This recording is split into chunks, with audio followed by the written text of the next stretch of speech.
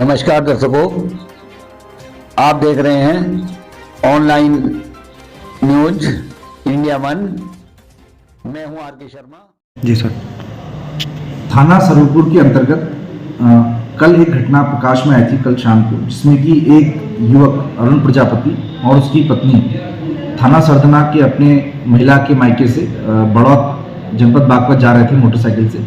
रास्ते में पत्नी के द्वारा यह सूचना दी गई कि उसके पति को दो अज्ञात लोगों के द्वारा गोली मार दी गई है और उससे उसका पर्स जो है वो छीन लिया गया है। इस घटना की सूचना प्राप्त जब हुई तो पुलिस मौके पर पहुंची। पुलिस के द्वारा इसमें छानबीन की गई।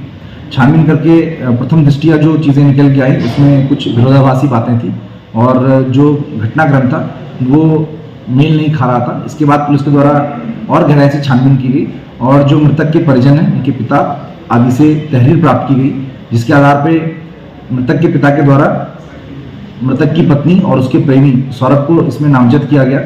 नामजदगी के बाद पुलिस के द्वारा अपनी जो विवेचना प्रारंभ की गई उसमें निकल के आया कि मृतक की पत्नी का प्रेम संबंध उसके ही मायके के एक युवक से पूर्व से चला आ रहा था और लगभग 4-5 महीने शादी को हुए थे। उसके बाद भी उनका लगातार एक दूसरे से बात करना और मेलजोल चल रहा था और इन दोनों ही के द्वारा 5 अन्य लोगों के साथ मिलकर हत्या की साजिश की गई, जिससे कि वो मृतक को रास्ते से हटा दें और उनका जो प्रेम संबंध है वो लगातार चलता रहे।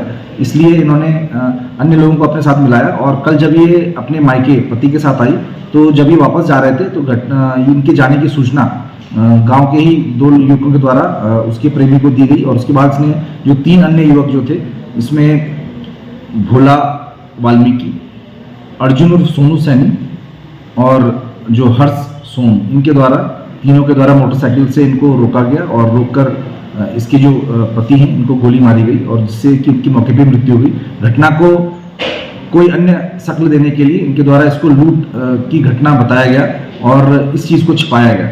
इसके बाद इसमें पुलिस के द्वारा अभी तक कुल 2 अभियुक्त अर्चना प्रजापति और इनका जो प्रेमी है सौरभ सोम, इसको गिरफ्तार कर लिया गया है और 3 अन्य जो युवक हैं इस घटना में शामिल, उनको हिरासत में लेकर और गहराई से पूछताछ की जा रही है, जिससे कि और डिटेल इससे निकल के आए और 2 अन्य युवक जो फरार हैं उनको गिरफ्तार करने के लिए टीमें लगी हुई हैं। जल्दी उनको भी गिरफ्तार कर लिया जाएगा।